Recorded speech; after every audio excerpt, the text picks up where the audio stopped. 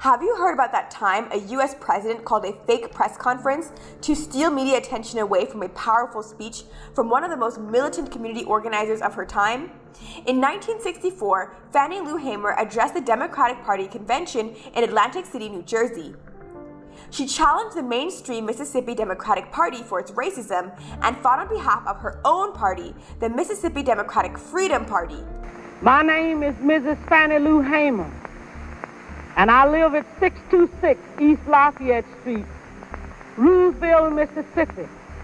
After they told me my husband came and said the plantation owner was raising Cain because I had tried to register.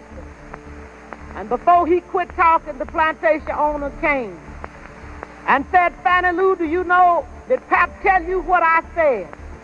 And I said, "Yes, sir." He said, "Well, I mean that if you don't go down and withdraw your registration, you will have to leave. That then if you go down and withdraw, that you still might have to go because we are not ready for that in Mississippi."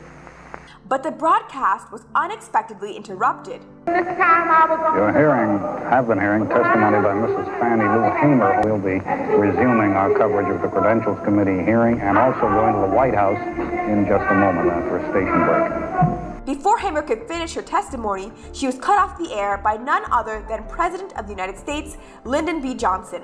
We will return to this scene in Atlantic City, but now we switch to the White House and NBC's Robert Goralski. Now, ladies and gentlemen, the President of the United States. On this day, 9 months ago.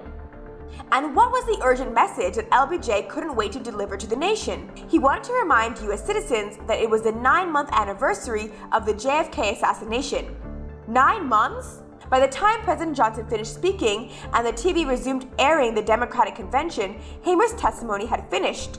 But LBJ's plan backfired. Word of her speech spread, and it was rebroadcast in full as she was invited to do numerous televised interviews. The Mississippi Democratic Freedom Party grew more and more disillusioned with the mainstream Democratic Party and turned towards more radical politics.